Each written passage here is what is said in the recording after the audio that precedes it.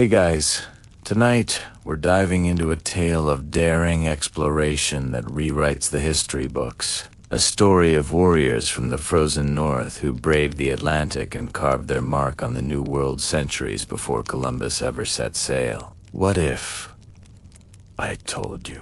Columbus was not the first European to discover America. Almost 500 years before him, Vikings reached the shores of North America, leaving behind tantalizing clues of their presence before vanishing from history. This is their untold story, a saga of exploration, survival, and a brush with a new world that could have changed everything. When you think of Vikings, you probably imagine raiders storming monasteries, axes raised, fire blazing. But the truth is, they weren't just raiders. They were explorers, traders, and settlers driven by curiosity and the harsh demands of survival in the unforgiving North. These Vikings weren't just brutes with horned helmets, which, by the way, they never actually wore. These were skilled navigators, craftsmen, and adventurers who pushed the boundaries of the known world. At the heart of their explorations was a marvel of engineering, the Viking longship. These vessels were masterpieces, fast, flexible, and strong enough to handle the brutal Atlantic. To most medieval Europeans, the sea was a terrifying wall, a barrier not to be crossed. But to the Vikings, it was a highway, a path to new lands, new resources, and new possibilities. These ships allowed them to reach places other Europeans could only dream of, from the icy fjords of Greenland to the sun-baked shores of the Mediterranean. Our story begins with a man named Erik the Red. Now, Erik wasn't exactly winning any Viking congeniality contests. Banished from Iceland for murder, which, let's be honest, was probably just a Tuesday for some Vikings. He sailed west and discovered a massive island he called Green. Was it actually green? Well, parts of it, sometimes. But Erik was nothing if not an optimistic one. Harsh and unforgiving, yes. But for Vikings, Greenland became a stepping stone to something greater, a launch pad for one of the most remarkable journeys in human history. Erik's son, Leif, grew restless in this new frontier. He had heard whispers from sailors' rumors of lands further west, filled with forests, fresh grapes, and endless game. Lands that could change the future of his people. And so, driven by the same spirit of adventure that had led his father across the sea, Leif Erikson set sail into the unknown, pushing the boundaries of the Viking world even further. Somewhere around the year 1000, Leif and his crew crossed the Atlantic, venturing into waters no European had ever mapped. They reached 3 new lands, each more promising than the last. First came Heliland, a barren, rocky place believed to be modern-day Baffin Island. Next, they found Markland, rich in forest-slightly Labrador. And finally, they reached Finland, a land of grapes, wood, and fertile soil. To the Norse, accustomed to the harsh realities of life in Greenland and Iceland, this place must have seemed like paradise. Imagine it for a moment. After years of surviving on ice and tundra, struggling to grow crops in frozen soil, these Vikings suddenly found themselves in a land of abundance. Finland must have felt like a gift from the gods themselves. The sagas speak of meadows filled with wild wheat, rivers teeming with salmon, and forests so thick with game that hunger seemed like a distant memory. It was everything they could have hoped for and more.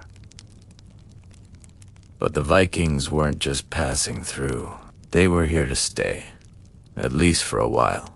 They built homes, storage huts, and workshops, Archaeologists have uncovered ironworking sites and tools, proving that this wasn't just a brief stopover. These Norse explorers were trying to build a new settlement, a foothold in a vast and promising new world. For a people who had spent generations eking out an existence on the edge of the habitable world, Vinland represented hope, opportunity, and a chance at a better life. However, the Vikings quickly realized they weren't alone in this new land. The native peoples of North America had lived here for thousands of years, developing complex societies and deep connections to the land long before any European ever set foot on these shores. The Norse sagas call these indigenous peoples, a term that's caused no small amount of debate among historians. Some encounters between the Vikings and the native inhabitants may have been peaceful, marked by trade and curiosity, but others turned violent, with both sides suffering losses in a clash of cultures neither fully understood.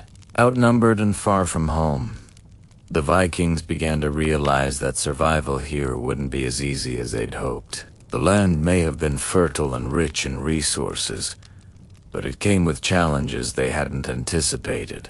The sheer distance from their homelands in Scandinavia and Greenland made resupply and reinforcement difficult, and the presence of a numerous, well-established native population meant that any Norse settlement would always be vulnerable.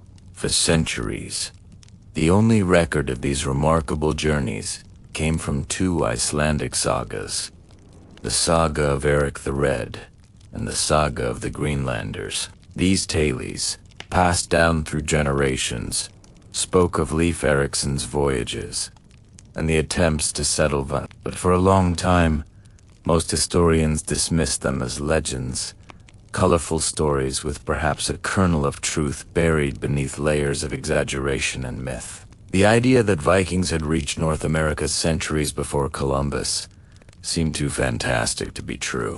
In 1960, everything changed. At Lanso Meadows in Newfoundland, Norwegian archaeologists Helgen and Steeningstad stumbled upon a discovery that would totally rewrite history. They uncovered a Norse settlement longhouses, iron nails, even a spindle whorl for weaving. Carbon dating proved it. The Vikings had indeed reached North America around the year 1000. The sagas, it turned out, weren't just stories. They were history. The discovery at Lanso Meadows sent shockwaves through the academic world. Here was concrete proof that Europeans had set foot in the Americas nearly 500 years before Columbus. It made us rethink everything we thought we knew about the exploration era and how the old world Vikings linked to the new. But it also raised a tantalizing question. Why didn't the Vikings stay? The land was fertile, rich in resources, and far better than the harsh conditions of Greenland. Yet, the Vinland settlement didn't last. The Norse presence in North America seems to have been brief, perhaps spanning only a few decades. So what happened? Why did these intrepid explorers, who had crossed an ocean and found a land of plenty, ultimately abandon their foothold in the New World? Most historians believe it came down to three key factors. First, the dangerous voyages across the Atlantic. Even for skilled Norse sailors, the journey was treacherous, making resupply and communication with Greenland and Iceland difficult. Second, hostile encounters with native peoples. While not all interactions were violent, the sagas speak of battles that may have made the Vikings feel constantly under threat. And finally, the simple fact that the Vikings lacked the numbers and resources to colonize such a massive new world. The Vikings were, in the end, a relatively small population trying to maintain a presence across an enormous geographic range. But this is just the beginning of the Viking saga, Because these Norse explorers didn't stop at America. Their journeys took them to Russia, where they founded kingdoms and traded along the great rivers. They reached the Middle East, serving as elite guards for the Byzantine emperors, and leaving runic graffiti in the Hagia Sophia. The Norse even brushed shoulders with empires far older than their own, exchanging goods and ideas that would shape the medieval world. In our next episode, we'll uncover the untold story of Vikings in the Middle East, and how their journeys shaped worlds, bridging cultures and continents in ways that continue to influence us today. And how their journeys shaped worlds, bridging cultures and continents in ways that continue to influence us today. So until then, keep exploring, keep questioning, and remember, history is full of surprises, just waiting to be uncovered. When we think of Vikings, we imagine longships crashing onto the coasts of England, or warriors storming monasteries in Ireland. But what if I told you the greatest Viking adventure didn't happen in the West, but in the East, through winding rivers, endless forests, and treacherous rapids? The Vikings carved highways across the lands we now call Russia and Ukraine. They met emperors in Constantinople, traded silver from Baghdad, and even gave birth to an entire nation. This is the untold story of how the Vikings conquered River's End, discovered Russia. The word Rus echoes through history. Today, it survives in the name Russia. But 1,000 years ago, Rus meant something very different. It referred to the Norsemen Vikings from Sweden who pushed eastward instead of west. Unlike their raiding cousins, who targeted England and France, these Vikings became merchants, rulers, and settlers. They didn't just pillage, they built trade networks stretching thousands of miles. The rivers of Eastern Europe became their roads, and their longships, the vehicles that carried them across vast distances. With axes at their sides and cargo in their holds, they traveled down the Volga River to the Caspian Sea, and down the Dnieper River to the Black Sea.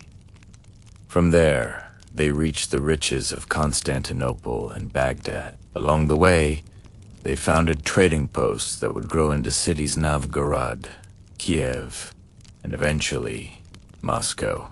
The Viking presence was not a footnote, it was the foundation of a new civilization. Picture the Viking world map. To the west lay the stormy North Atlantic, but to the east stretched a network of rivers like veins through the body of a continent. The Vikings mastered these waterways. The Dnieper River was their gateway to the Byzantine Empire. Starting in Novgorod, they paddled down through rapids and portages, dragging their ships across land when the waters grew too violent. Eventually, they reached the Black Sea and, from there, Constantinople, the glittering jewel of the East. The Volga River led them south to the Caspian Sea and into the Islamic world. Here, they traded furs, amber, and even slaves for silver, silk, and spices. Thousands of Arab silver coins dirhams have been unearthed in Viking graves in Sweden, proof of this vast exchange. But these journeys were not easy. The sagas tell of Viking bands ambushed by nomadic tribes, their ships wrecked in violent rapids, and their leaders slain far from home. Every voyage east was a gamble that could bring unimaginable wealth or sudden death. The Vikings did not just pass through, they stayed. In the mid-9th century, Viking chieftains established Novgorod, a trading post that became the center of power in the north. From there, they expanded south and captured the Slavic settlement of Kiev. Kiev became the heart of the so-called Kievan Rus, a federation ruled by Viking elites and inhabited by Slavic peoples. The chronicles tell us of powerful rulers like Oleg of Novgorod, who nailed his shield to the gates of Constantinople in a display of Viking dominance. Later came princes like Igor, Olga, and Sviatoslav, who expanded their influence across Eastern Europe. The Viking rulers intermarried with local Slavs, adopted Slavic customs, and eventually converted to Christianity under Vladimir the Great in the year 988. But their roots remained clear. These were Norse adventurers who carved kingdoms from rivers. The journey along these rivers was more than a trade route. It was a cultural collision. Arab and Byzantine writers give us vivid accounts of these northern visitors. The Arab diplomat Ibn Fadlan, traveling near the Volga in 921, described the Rus in detail. He called them tall like palm trees, fair-skinned, blonde, and heavily tattooed. They carried weapons at all times and performed shocking rituals. His most famous account describes a Viking funeral.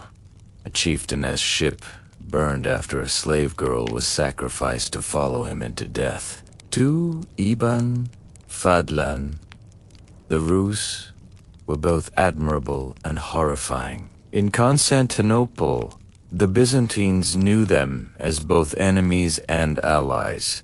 The Vikings raided the city more than once, but also entered into service as the emperor's bodyguards. The legendary Varangian Guard, clad in chainmail and wielding axes. These Vikings stood watch over Byzantine palaces, feared and respected by all. From the Volga to the Dnieper, the Vikings left an unforgettable mark. They weren't merely raiders here, they were traders, mercenaries, and kings.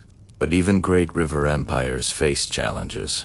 The Viking routes were fraught with danger. Nomadic steppe tribes like the Pechenegs and Khazars attacked from horseback, striking quickly and vanishing into the plains. Viking ships were ambushed in rapids, and entire expeditions were lost. By the late 10th century, the Viking character of the Rus began to fade. They merged with Slavic populations, adopted local languages, and embraced Christianity. The once pagan warriors became Christian princes, and the sagas of Odin and Thor gave way to the cross. Trade routes also shifted. As the Mongols rose in the east and new powers emerged in Europe, the importance of Viking river routes declined. By the 12th century, the age of Viking explorers on the Russian rivers was ending.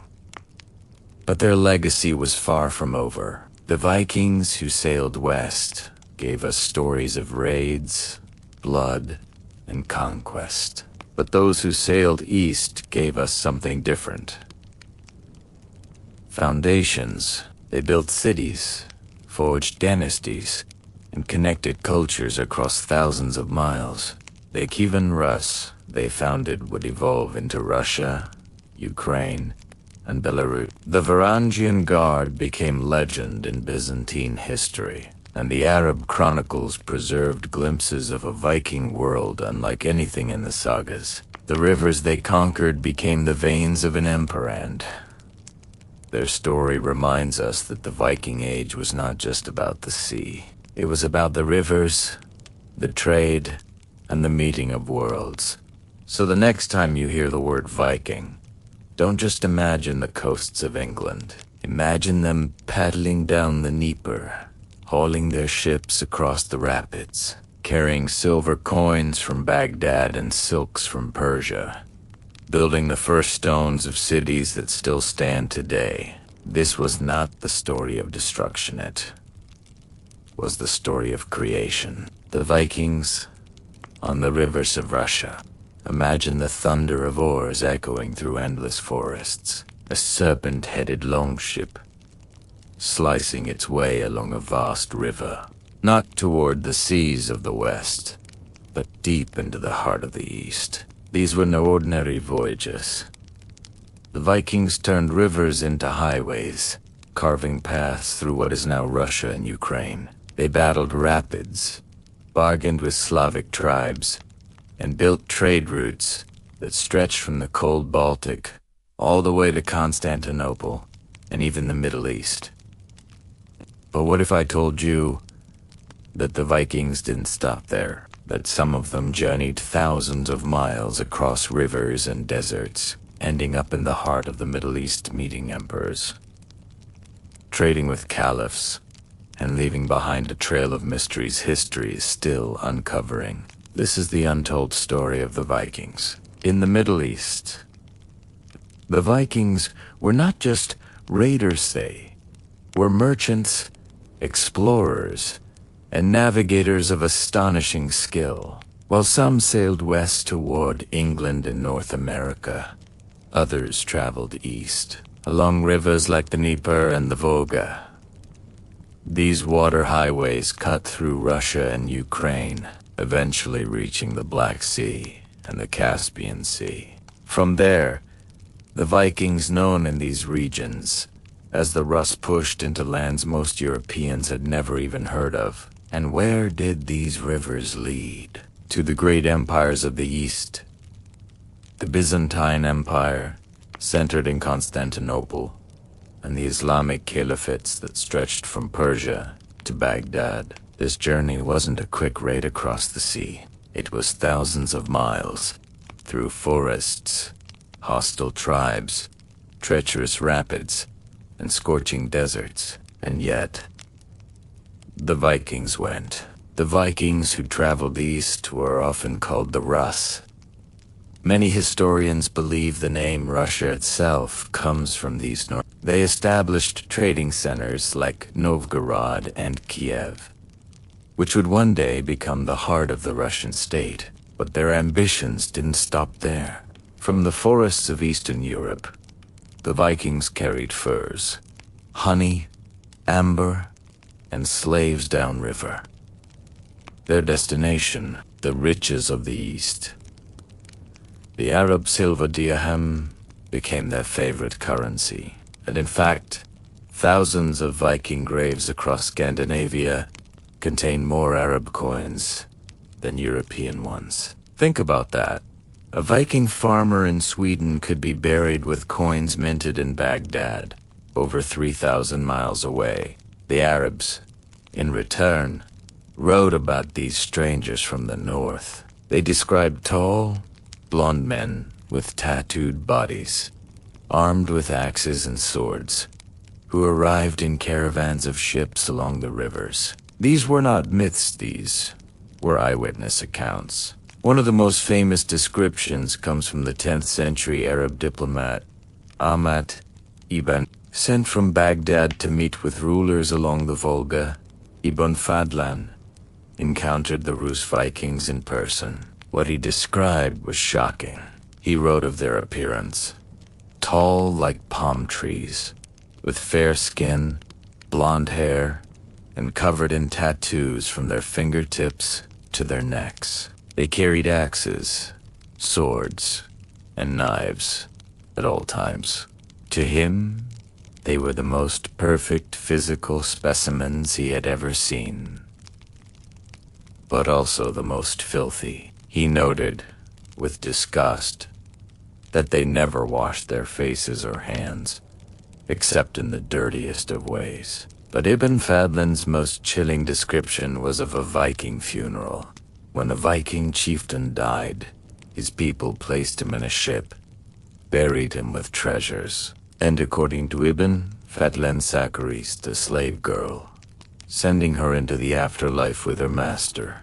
Her death, he claimed, was ritualistic, involving music, alcohol, and even sexual rites before she was slain and laid beside the dead man.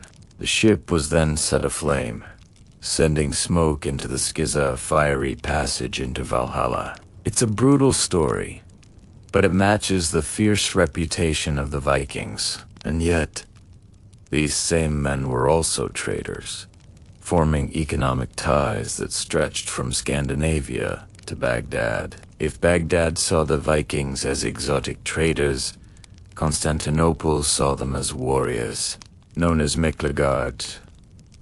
The great city, Constantinople, dazzled the Vikings with its gold, palaces, and holy relics. Some came to trade, but many came to fight. Out of this grew one of the most elite military units of the Middle Ages, the Varangian Guard. These were Viking mercenaries, sworn to serve the Byzantine emperor himself. They became his personal bodyguards, trusted with his life and his throne, and they were paid in gold, so much gold, in fact, that Norse sagas speak of warriors returning home with unimaginable wealth, their swords glittering with Byzantine jewels.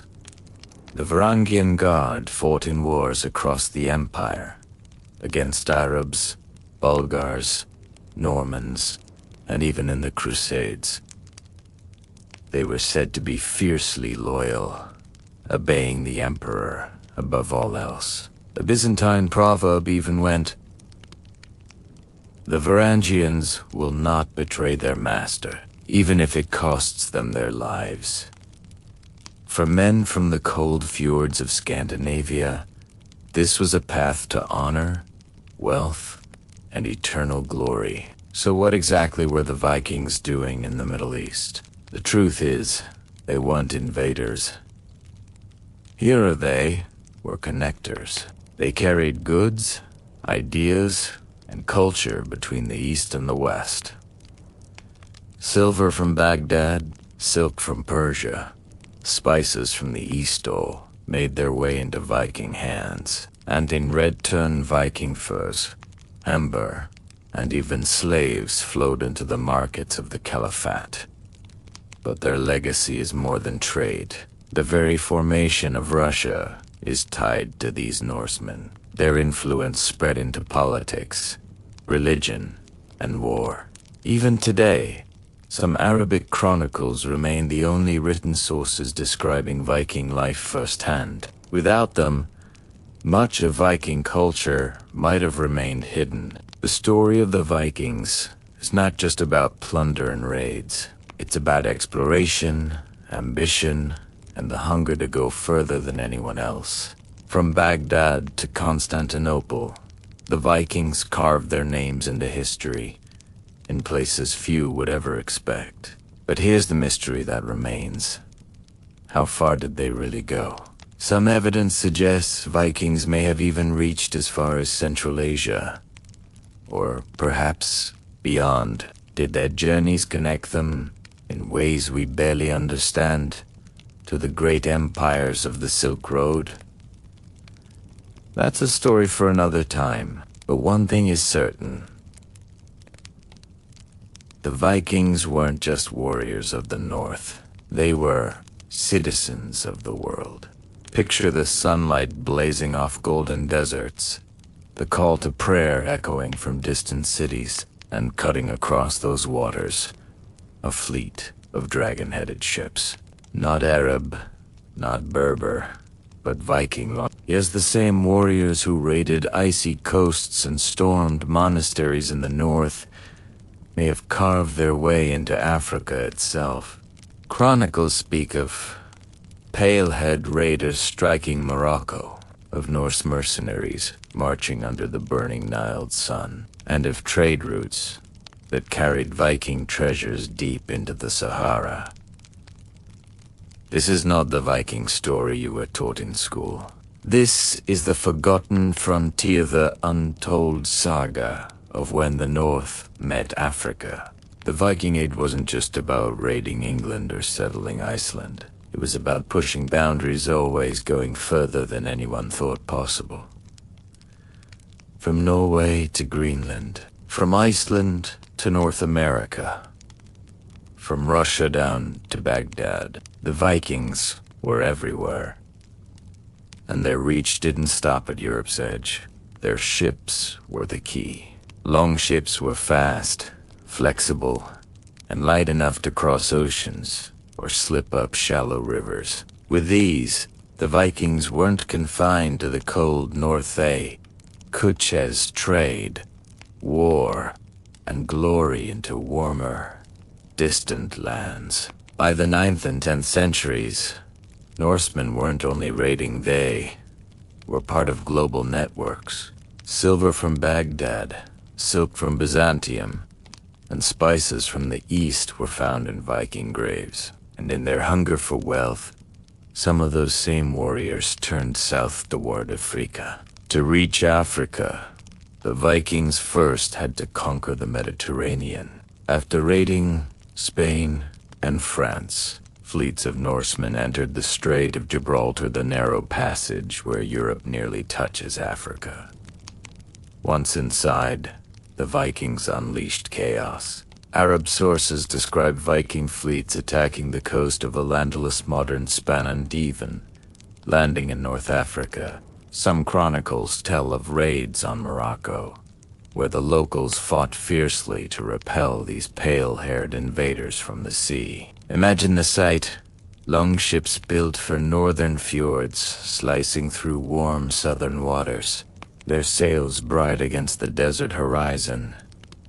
From there, the Vikings pressed further east. They harassed ports in the Balearic Islands, Sicily, and Italy. Eventually, they crossed into Byzantine waters, and, from Byzantium, Africa was within reach. The strongest evidence of Viking contact with Africa comes from the 9th century. Arab historians record encounters with Al-Majus, the fire worshippers or northerners, often used to describe Vikings along the coasts of Morocco and North Africa.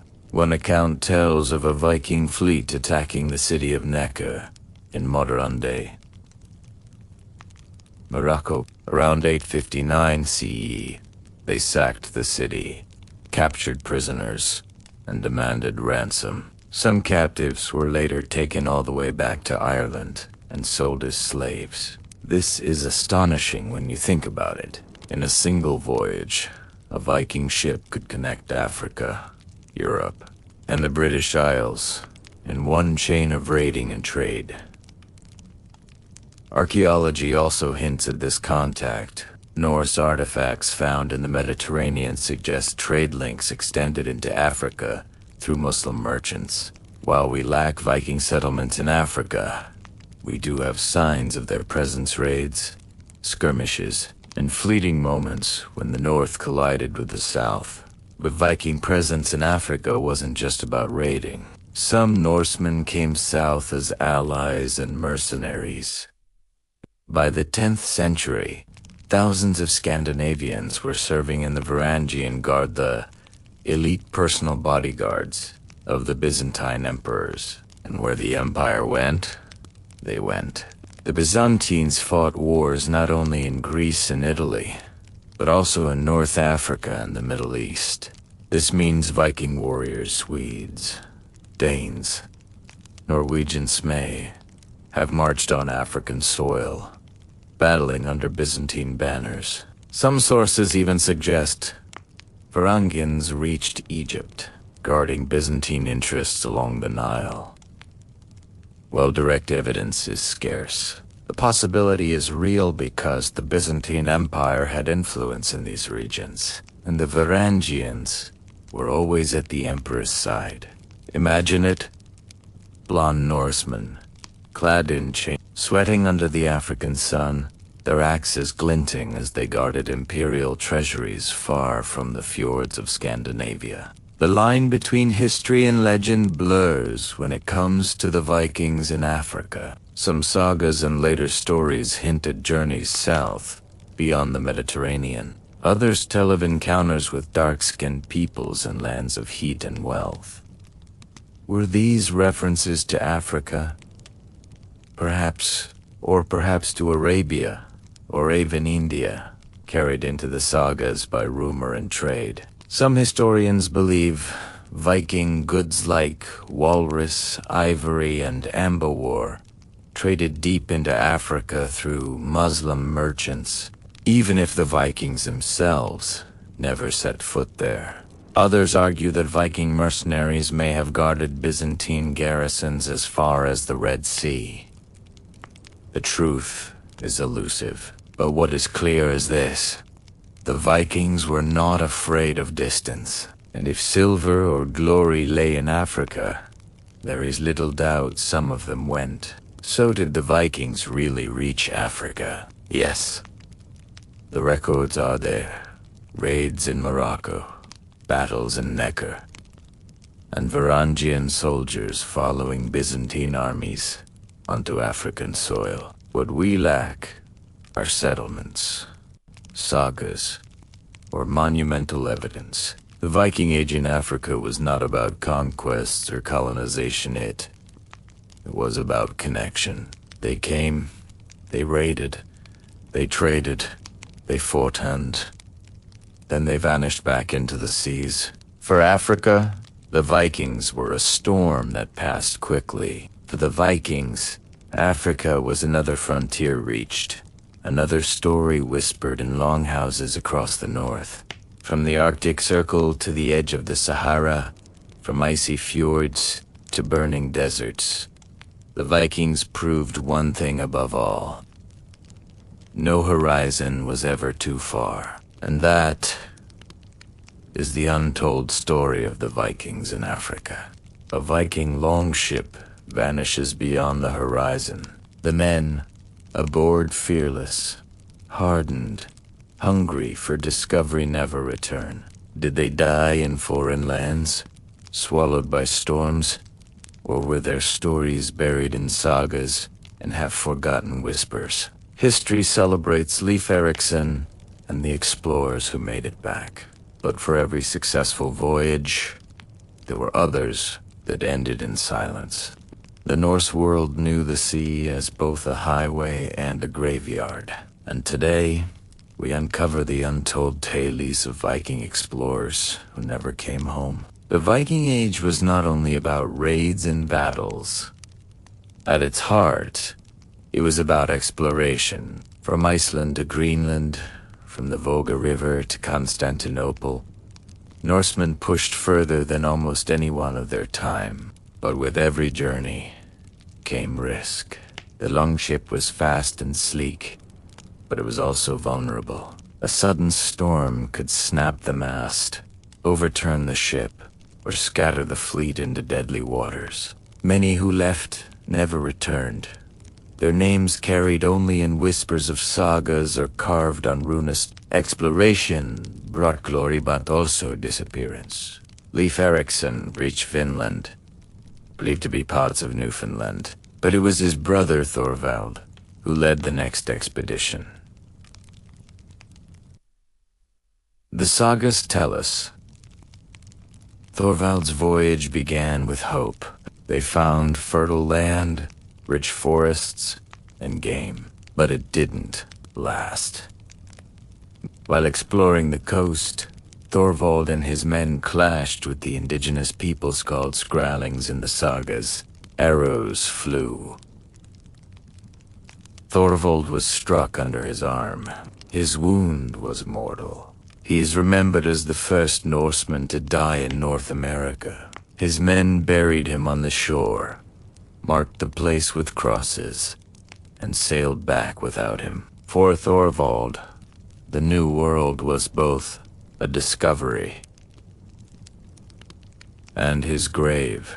Another figure in the sagas is Gudrid, a remarkable woman often called the most traveled of all Vikings. She crossed the Atlantic multiple times, lived in Greenland, Iceland, and even Vinland, but not all her companions were as lucky. The Greenland colonies, where many set out for Vinland, were isolated and harsh. Settlers vanished into the ice and sea. Ships that left for Iceland or Norway sometimes never made it back. To leave Greenland was to gamble with death. By the 1400s, the Greenland Norse disappeared entirely. Archaeologists debate whether it was starvation, plague, climate change, or raids. In a sense, An entire Viking community became explorers who never returned because there was no home left to return to. The Vikings didn't only sail west, they also went east, navigating the Russian rivers. These journeys were just as dangerous.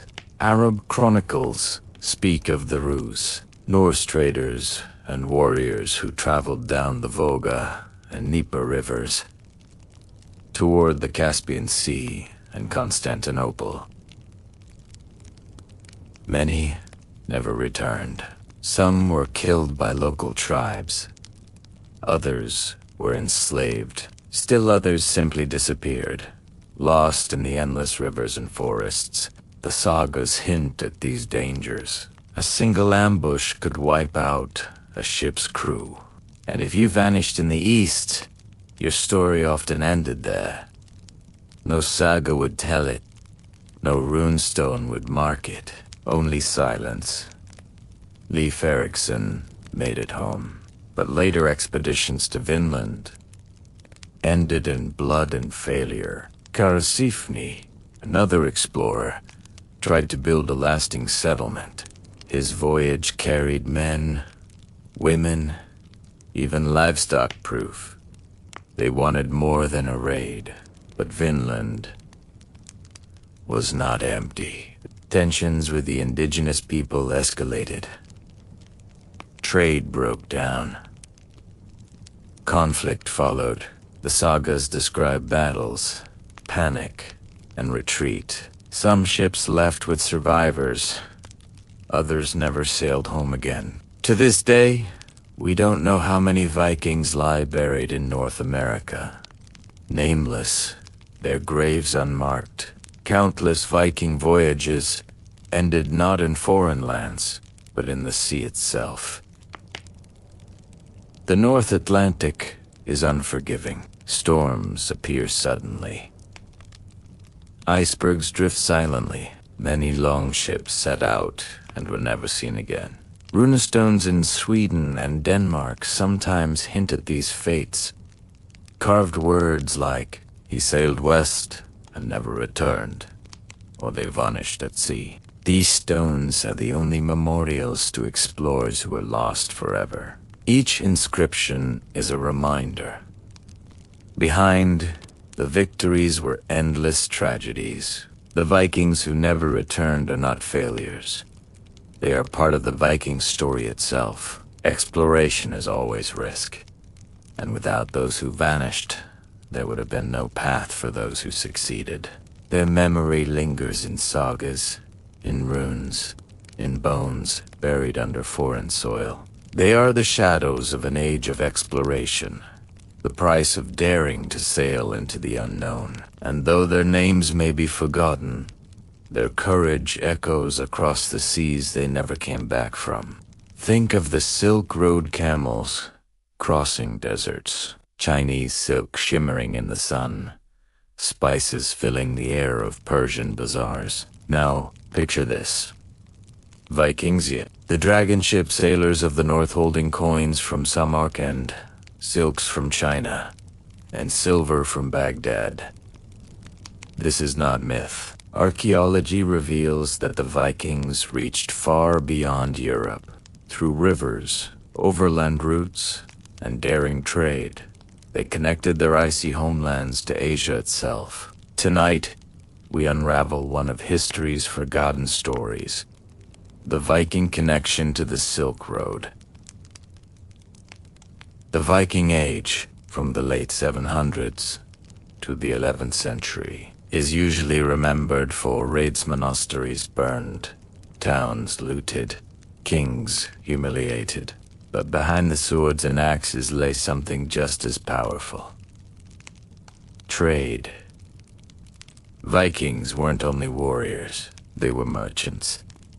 Their ships carried furs, amber, walrus, ivory, and even slaves. And what they craved in return was silver, silk, and spices. Europe had little of these luxuries. Asia, on the other hand, had them in abundance. And so, the Norse began carving paths east. From their bases in Sweden, Vikings known as the Rus sailed down mighty rivers the Neva, the Volkhov, the Dnieper, and the Volga.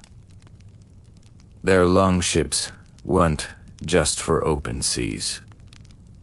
They were shallow enough to glide over rivers and even be dragged across land between waterways. These routes became Viking highways to Asia.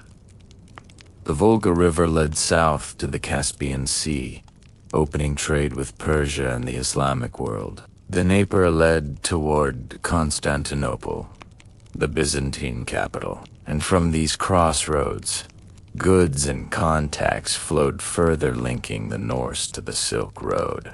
Archaeology confirms this Far East trade. In Viking graves across Sweden, thousands of Islamic silver coins dirhamsa been found, minted in places like Baghdad and Samarkand. Some carry Arabic inscriptions, invoking Allah, found buried alongside Norse swords and jewelry. Even more astonishing, Chinese silks have been uncovered in Viking burial mounds. These silks were once worn by chieftains and nobles, prized as rare treasures. Imagine a Viking warlord in icy Scandinavia, wrapped in a robe that began its journey on Chinese looms, thousands of miles away. This is the Silk Road in action, not just deserts and caravans, but rivers and longships, carrying wealth into the north. The Vikings did not simply take goods, they left impressions. Arab chroniclers like Ivan Fadlan wrote of meeting the Rus in the 10th century along the Volga. He described their tall stature, their elaborate tattoos, their brutal rituals, and their hunger for trade. To the Arabs, these northerners were strange, sometimes savage, but undeniably wealthy. They brought furs, honey, and slaves, and in return, they sought silver, silk, and spices. This shows us that the Vikings were not isolated marauders. They were active players in a global network stretching from the Baltic to Baghdad, from Scandinavia to some. So how exactly did the Silk Road touch Viking hands? Picture this chain. Silks woven in China, carried by caravans through Central Asia, reaching Persia or Byzantium, then traded north to Rus merchants along the Volga. From there, those silks traveled by longship back to Sweden, Norway, or Iceland. The same with silver. Vast amounts of Arabic dirhams flowed north, fueling the Viking economy. Entire villages in Scandinavia thrived on this silver influx. Some historians even argue that, without Silk Road trade, the Viking Age might never have risen so powerfully. The Silk Road was not just an Eastern story. The Vikings were one of its western branches. There are even hints that some Vikings went further east than we know. Norse sagas mention distant lands, rich in treasures, and though no evidence proves they reached China itself, the possibility lingers. What we do know is this: Vikings carried Asian goods back home. They met Arabs and Persians. They traded in Constantinople, one of the greatest markets of its time. Their world was not small. It stretched through trade all the way to Asia's edge. The image of the Viking is often one of violence, axes, raids, and plunder. But the Silk Road tells another story. The Vikings were global connectors. Their rivers were highways, their ships were bridges, and their hunger for trade pulled Asia and Europe closer than ever before. When you hold a piece of Viking silver, you may be holding a coin from Baghdad. When you see Viking textiles, you may be seeing silk from China. The Silk Road was never only an Eastern tale, it was also a Northern one. And the Vikings, far from being just raiders, were some of its most unlikely travelers. A storm rises on the North Atlantic. The ship is tossed like driftwood, sails ripping in the wind, crew clinging to the mast. Hours blur into days. Then suddenly the clouds break, and in the distance appears an island no one had ever charted before. This wasn't the voyage they planned, yet it was the beginning of one of the most important discoveries of the Viking Age. Tonight, we uncover the strange chain of accidents, exiles, and misfortunes that led to the discovery of Iceland, an island that may never have been found if not for a storm. In the 9th century, Scandinavians saw the North Atlantic as the edge of the world. Beyond the familiar coasts of Norway and the British Isles lay endless water, mist, and rumor. Sailors whispered of islands to the northwest, but maps didn't exist. To explore meant gambling with your life, so when the Vikings set sail, they often found new lands not by design, but by disaster, and few places proved this better than Iceland. Before the Vikings, there may have been others. Irish monks, the Papar, are believed to have reached Iceland earlier, seeking solitude in its wilderness. Fragments of writing suggest their presence, and later Norse settlers reported finding bells, books, and simple huts, but the monks never stayed. The island was harsh, volcanic, and isolated. To them, it was a temporary refuge. To the Vikings, it would become something more, a homeland born of exile. The first Norse discovery of Iceland came entirely by mistake. Around the mid-800s, a sailor named Nadid set out for the Faroe Islands. But storms pushed him off course. Days later, he spotted land rising out of the fog. Nadid climbed the mountains, looked around, and saw no smoke, no settlements, no people, only wilderness. He named the place Snæland Snowland. He stayed only briefly, then sailed away, never to return. His discovery was unplanned, but it lit the first spark. An island existed out there, empty, waiting. Soon after, another lost voyager arrived, Gardar Svavarson, a Swede sailing from Denmark to the Hebrides. Blown astray by fierce winds, he reached the same mysterious island. But unlike Nadid, Gardar didn't just pass through, he sailed around it, proving it was indeed an island. Gardar built a small house and wintered there. When spring came, he left, but his crew spread the story of this vast, unclaimed land. From that moment, Iceland was no longer just a rumor. It was real, and word of it spread among the Norse. The man who truly gave Iceland its identity was Floki Vilgararsson. Unlike Nadid and Gardar, Floki didn't arrive by accident. He set out intentionally to find the island. Legend says he brought ravens aboard his ship. When he neared what he thought was land, he released them. The first raven flew back to Norway. The second circled and returned, but the third flew straight ahead and Floki followed.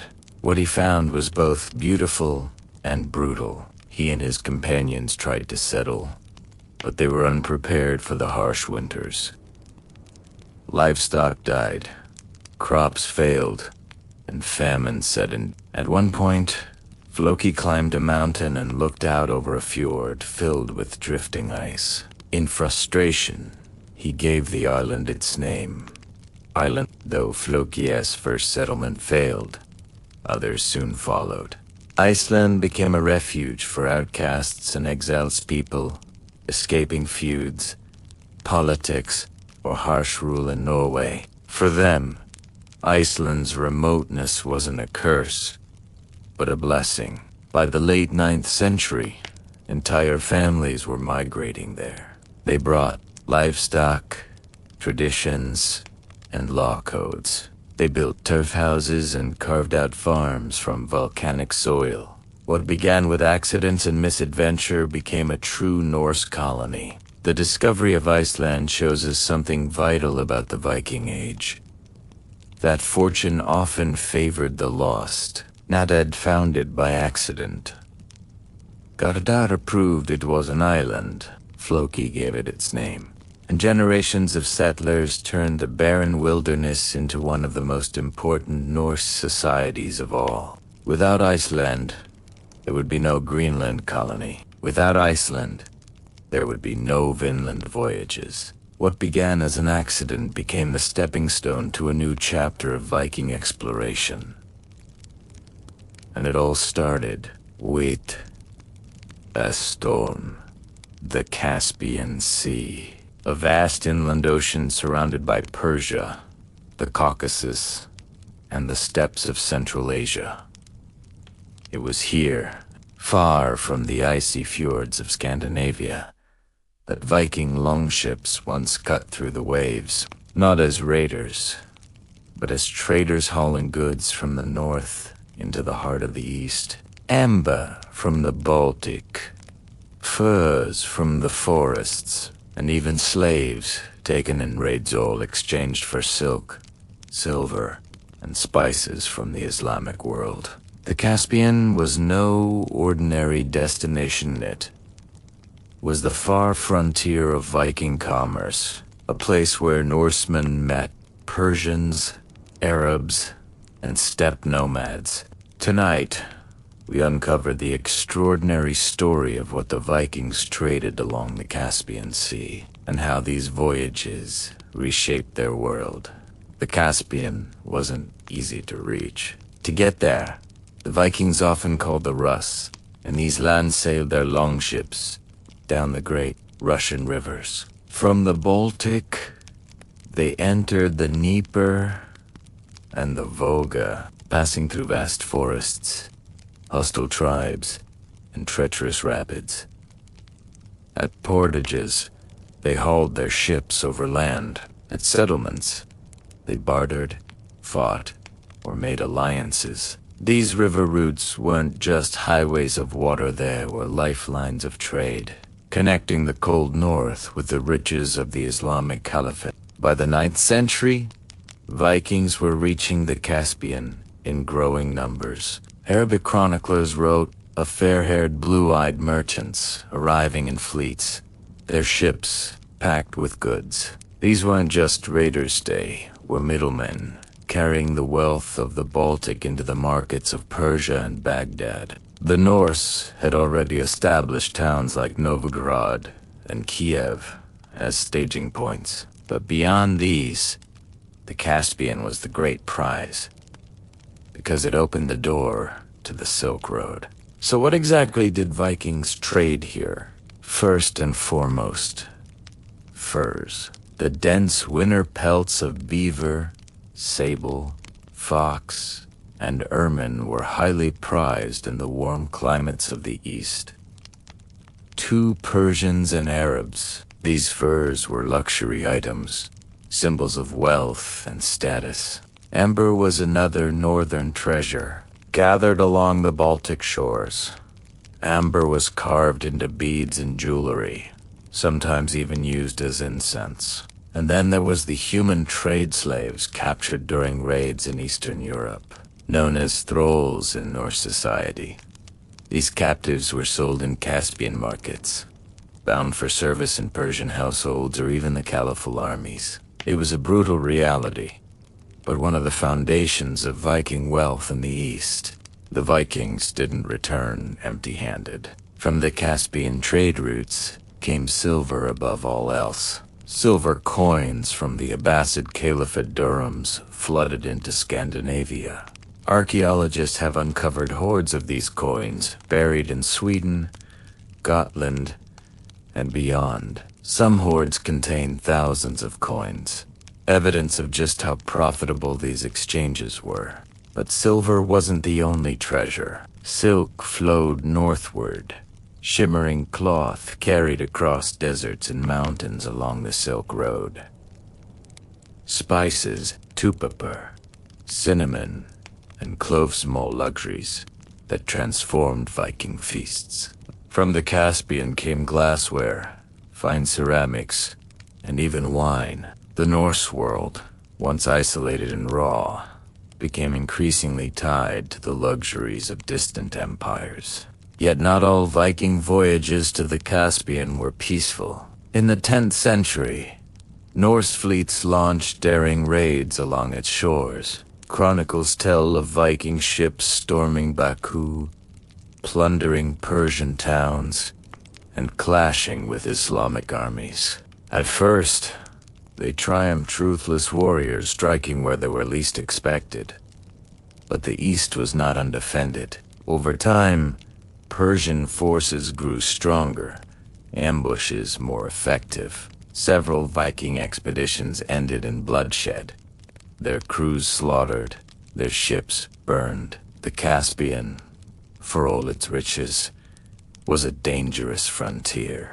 Despite the risks, the Caspian remained a crossroads of cultures. Viking merchants learned Arabic phrases, adopted Eastern coinage, and carried back not just goods, but ideas.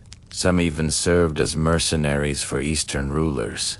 Others married into local families, blending Norse traditions with Persian and Turkic ways of life. The Caspian wasn't just a place of trade, it was where worlds collided and identities blurred. It's no coincidence that many of the Viking leaders of Kiev and Rus, like the fabled Rurik dynasty, emerged from this environment of trade, war, and cultural exchange. The story of Viking trade along the Caspian Sea shows us a side of the Norse far beyond the image of raiders in Northern Europe. Here, they were entrepreneurs, risk-takers, and global middlemen, linking Scandinavia to the Silk Road. The silver they brought back fueled their society. The luxuries they carried north reshaped their culture, and the connections they forged laid the foundations of Kiev and Rasa, state that would one day give rise to Russia itself. For the Vikings, the Caspian was both a treasure and a trial, a place of wealth, risk, and endless opportunity, a reminder that the Viking Age was not just about raids on monasteries, but about building bridges across the world. Fire-red hair, a temper that burned just as hot, exile after exile. And yet, a man remembered as one of the boldest explorers of the Viking Age. Erik the Red is the figure who carved his way into history as the discoverer and colonizer of Greenland. But the question remains, was he truly the heroic pioneer of legend, or just a violent outlaw who stumbled into greatness?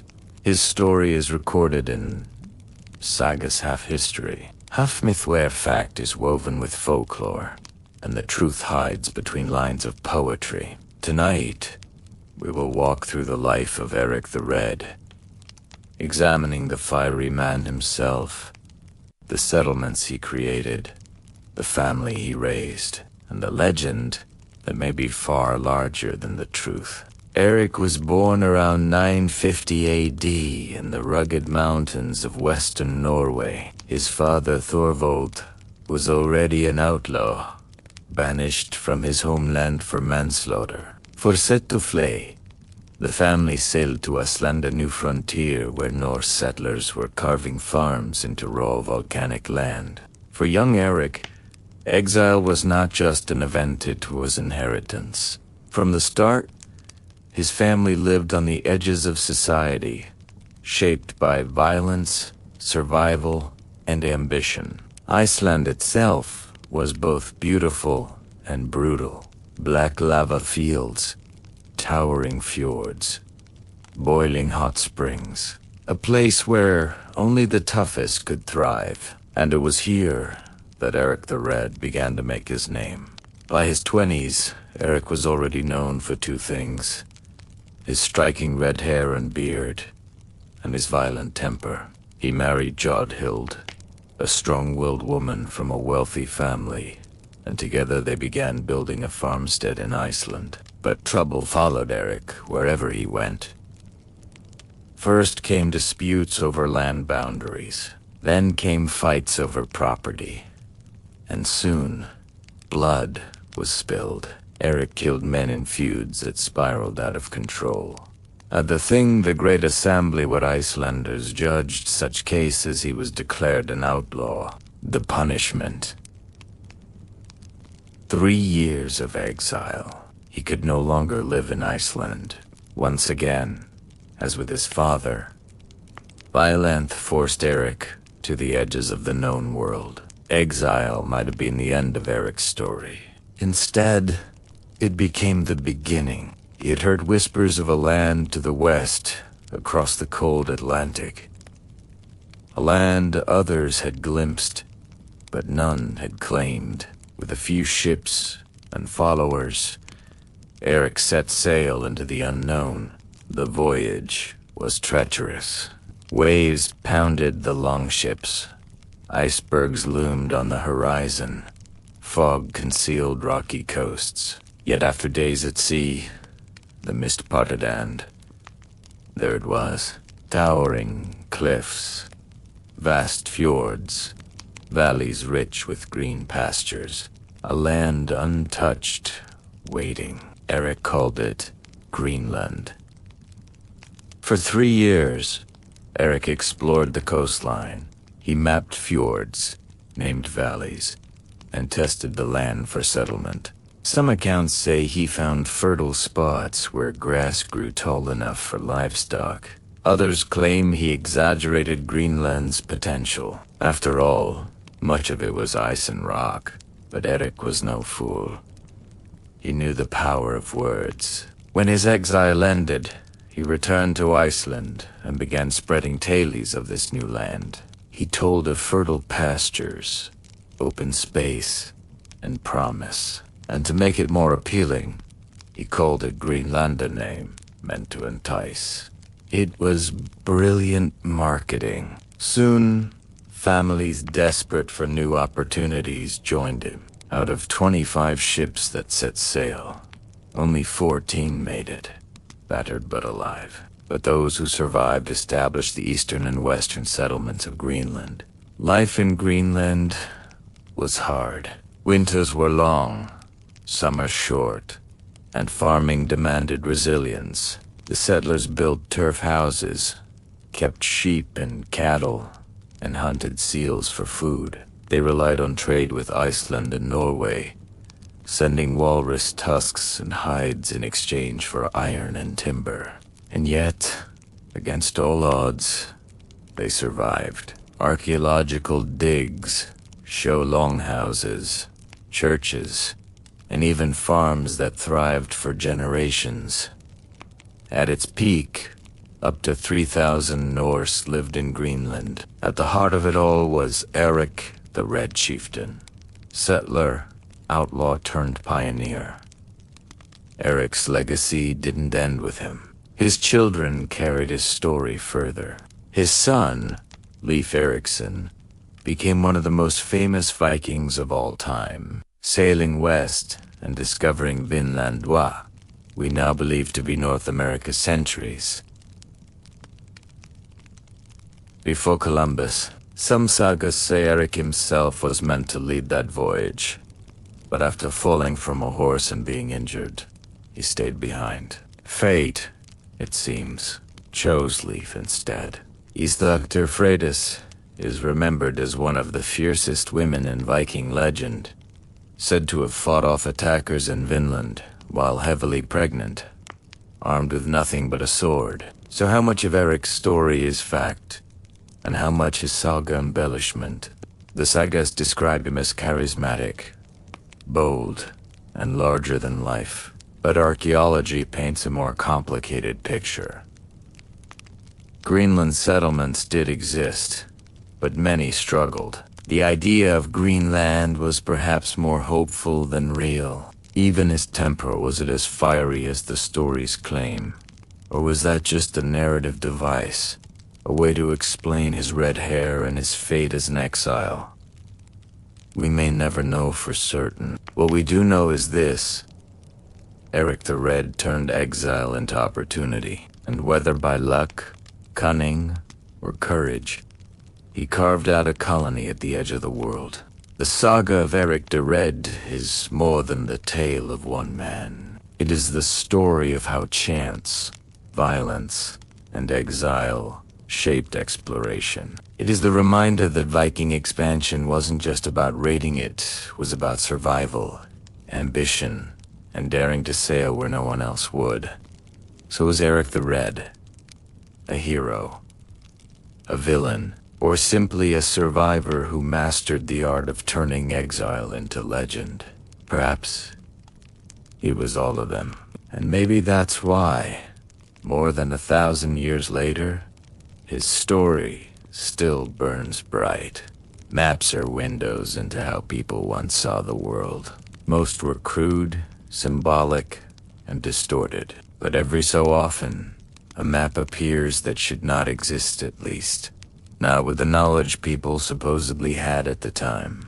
Among these are the maps linked to the Vikings. Maps that show lands they should not have reached, rivers no one else had charted, and even outlines of continents they weren't supposed to know existed.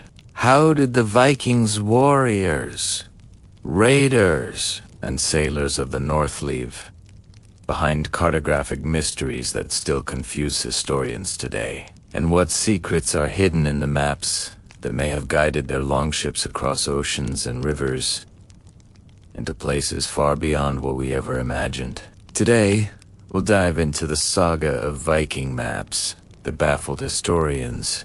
To understand Viking maps, we first need to step into their worldview. Unlike our modern maps, Viking maps weren't designed for precision. They were tools of memory, myth, and travel. Most Norse sailors navigated not with detailed charts, but with mental maps. They memorized coastlines, the rhythm of the waves, the flight paths of birds, and the smell of the sea. The sagas speak of directions based on days of sailing, landmarks like mountains or capes, and the rising or setting of the sun. But occasionally, physical maps did appear. Some were etched into wood or carved into bone. Others were passed down orally and later copied into manuscripts by medieval monks who tried to piece Viking knowledge into their own Christian frameworks. And this is where things become strange, because some of these maps contain details the Vikings should not have known. One of the most controversial examples is the so-called Vinland map. First revealed in the 1960s, it shocked historians. It appeared to show the coast of North America, Vinland, centuries before Columbus. The map suggested the Vikings had charted parts of the New World and passed down that knowledge in drawn form. But here's the problem. Many scholars argue the Vinland map is a forgery, made in the 20th century. Its ink, its style, and its origins are clouded in suspicion. Still, others defend it. They argue that even if the surviving artifact is a fake, it may be based on a real medieval source. Whether authentic or not, the Vinland map raises the question: did Vikings attempt to capture their discoveries on parchment? And if they did, how much knowledge of North America existed in Europe long before Columbus? In 1539, long after the Viking Age, a Swedish cartographer named Olaus Magnus created a stunning map of the North, known as the Carta Marina. It was filled with strange details, sea monsters, frozen seas, and unfamiliar islands. But buried in its illustrations are fragments of older Norse knowledge. The map shows Greenland in remarkable detail, far better than many other maps of the era. Some argue Magnus was working from older Viking charts, preserving knowledge that came from their longships centuries earlier. It also hints at trade routes through the Baltic, and even beyond Russia routes first. Was Magnus merely drawing from travelers' tales, Or was he echoing the cartographic legacy of the Norse? Now, let's turn to one of the strangest maps in history. The Piri Race map, drawn in 1513 by an Ottoman admiral. At first glance, it has nothing to do with Vikings. But here's where things get curious. The Piri Race map shows parts of the Americas and Antarctica with shocking accuracy long before modern mapping techniques. The admiral himself claimed he based it on dozens of older maps, some going back to the time of Alexander the Great. Could Norse knowledge have filtered into this chain of sources? We know the Vikings reached North America. We know they traveled as far as the Caspian Sea. Could fragments of their world maps have made their way, piece by piece, into Ottoman, hence blending with Greek, Arab, and even lost Viking sources to create something extraordinary? Historians debate it fiercely, but the possibility lingers like a shadow. Not all baffling Viking maps were about oceans. Some were about rivers. The Vikings who traveled into Russia, the so-called Varangians, navigated by intricate networks of rivers. They portaged their ships across dangerous rapids, creating trade routes that linked Scandinavia with Constantinople and Baghdad. Later Slavic and Byzantine sources hint at Viking route maps, rudimentary sketches showing where rivers connected, where the portages lay, and where hostile tribes waited. These were not grand world maps, but they carried priceless knowledge. How to turn the rivers of Eastern Europe into highways of trade and conquest. Without them, the Vikings could never have reached the Caspian Sea or linked with the Silk Road. But here's the mystery. None of these maps survive. We only know of them from hints and chronicles. Were they destroyed, or are they still waiting to be found in some forgotten archive? So what do these puzzling Viking maps tell us? They suggest that Norse explorers didn't just travel blindly. They observed, remembered, and recorded even. If their maps didn't look like ours, their knowledge spread, sometimes preserved in manuscripts, sometimes distorted in myth, sometimes woven into later maps by others. Whether it's the disputed Vinland map, the sea monsters of the Carta Marina, or the impossible accuracy of the Piri Race chart. The Viking legacy lingers in cartography, and maybe, just maybe, we've only scratched the surface. Somewhere in an old monastery library, in a private collection, or buried under centuries of dust, there could still be a Viking map waiting to be uncovered, one that will rewrite everything we thought we knew about the world they explored. Until then, the maps we have remained what they've always been. Not just guides to places, but to mysteries still unsolved.